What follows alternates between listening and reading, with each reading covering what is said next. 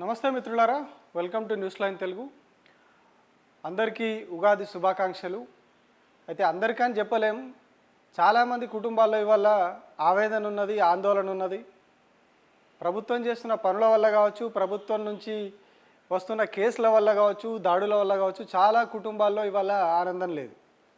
ఎందుకంటే మరి ముఖ్యమంత్రి రేవంత్ రెడ్డి ఏమనుకున్నారో, ఈ ఉగాది గత ఉగాదులలాగా ఉండొద్దని అనుకున్నారో కానీ వరుసగా ఒక 4-5 రోజుల నుంచి రాష్ట్ర వ్యాప్తంగా లెక్కలేనన్ని కేసులు అయితే ఉన్నాయి.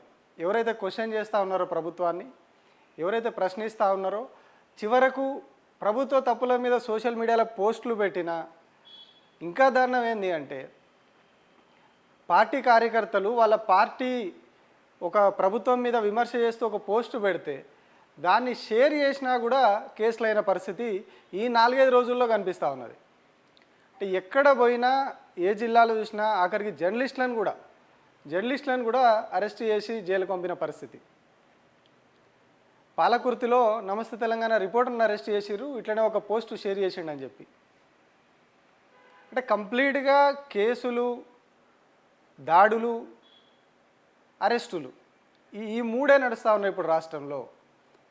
రాష్ట్ర ప్రభుత్వం ఏవైతే ఎన్నికల సమయంలో ఇచ్చినటువంటి హామీలు ఉన్నాయో ఆ హామీలన్నిటిని కూడా పక్కన పెట్టేసి కేవలం ప్రశ్నిస్తే, ఆ తప్పులను ఎత్తి చూపితే వాటి మీద మాత్రమే ఏమంటారు ఫోకస్ పెట్టి అరెస్టులు చేయడాలు, కేసులు పెట్టడాలు ఇవన్నీ చేసుకుంటూ పోతూ ఉన్నది. ఇదంతా కూడా క్లియర్గా కనిపిస్తూ ఉన్నది. రోగానికి మందేయకుండా ఇంకేదో ప్రయత్నం చేసినట్టుగా ఒకడు దురద పెడుతుందని డాక్టర్ దగ్గరికి పోతే వాడు దురదకు మంది ఇవ్వకుండా గోర్లు పెరగడానికి మంది ఇచ్చిండంట. ఇప్పుడు సేమ్ రాష్ట్ర ప్రభుత్వం కూడా అదే చేస్తూ ఉన్నది. సమస్యనేమో పథకాలు అమలైతే లేవు, ప్రజలు ఆందోళన పడుతూ ఉన్నారు, ఇబ్బందులు పడుతూ ఉన్నారు, అది సమస్య. కానీ దాన్ని పట్టించుకోకుండా వాటిని ఎట్లా తీర్చాలి, హామీలు ఎట్లా అమలు చేయాలి, హామీలు అమలు చేసి మేము సమాధానం చెప్తామనే రకంగా వెళ్ళట్లేదు గవర్నమెంటు. అవి ఎవళ్ళైతే అమలు అయితే లేవని ప్రశ్నిస్తారో, పంటలకు నీళ్ళు వస్తలేవు, పంటలు ఎండిపోతున్నాయని చెప్పి ఎవరైతే ఊర్ల నుంచి వీడియోలు చేసి సోషల్ మీడియాలో పెడతారో వాళ్ళందరి మీద కేసులు అవుతూ ఉన్నాయి, దాడులు అవుతూ ఉన్నాయి. ప్రజలు, రైతులు, విద్యార్థులు, పార్టీ కార్యకర్తలు, జర్నలిస్టులు ఎవరు కూడా దీనికి అతీతం కాదు.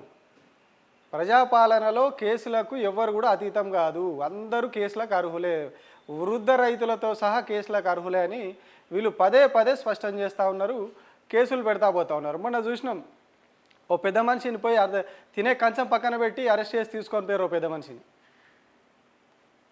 మొత్తం అందరూ లొల్లి చేసేసరికి తీసుకొచ్చి మళ్ళీ వదిలిపెట్టిపోయారు. బూతులు మాట్లాడిండు, నన్ను బూతులు తిట్టిండు అంటే ఆ బూతులు అలవాటు చేసింది ఎవరు? కేసీఆర్ కూడా తిట్టేటోడు, కానీ మరీ ఇంత గలీజ్ బూతులు తిట్టపోతుండే ఆయన. కొద్దిగా ఎటకారంగా అట్లా ఇట్లా మాట్లాడేటోడు. కానీ ఈయన గతంలో ప్రతిపక్షంలో ఉన్నప్పటి నుంచి కూడా రేవంత్ రెడ్డి ఎట్లాంటి మాటలు మాట్లాడేటోడు, ఎట్లాంటి బూతులు వాడేటోడు అందరు చూస్తూనే ఉన్నాం. సో ఇప్పుడు ఏమంటాడు, కేసీఆర్ను కట్టేసి కొట్టాలి, రాళ్ళతో కొట్టాలి, లంగా లఫంగా, ఇక ఆ బూతులు చెప్పలేని బూతులు ఎన్ని ఉంటాయో అన్నీ ఆయన వాడేస్తూ ఉంటాడు. సో ప్రజలు కామన్గా ఊళ్ళలో కూడా అవి వాడుతూ ఉంటారు. సో ఈయనలాగానే వాళ్ళు కూడా వాడినప్పుడు అవి కేసులు అవుతూ ఉన్నాయి, దాడులు అవుతూ ఉన్నాయి. సో ఇట్లా ఎవరిని కూడా వదిలిపెట్టలేదు. ప్రజల్ని మాట్లాడితే కేసు పెట్టేయాలి, లోపలేయాలనే ఏకైక లక్ష్యంతో ప్రభుత్వం పనిచేస్తూ ఉన్నది. ఇందులో మరీ ముఖ్యంగా మన న్యూస్ లైన్ తెలుగు మీద, తెలంగాణ దినపత్రిక మీద ప్రభుత్వం ఏ స్థాయిలో కక్ష కట్టింది అంటే, మనం ఎప్పుడైతే ప్రశ్నించడం మొదలుపెట్టినామో, ప్రజా సమస్యలను ఎత్తి చూపడం మొదలుపెట్టినామో ఆ రోజు నుంచి ఇప్పటి వరకు కూడా కేసుల పరంపర, దాడుల పరంపర కొనసాగుతూనే ఉన్నది. రేవంత్ రెడ్డి గవర్నమెంటు వచ్చిన తర్వాత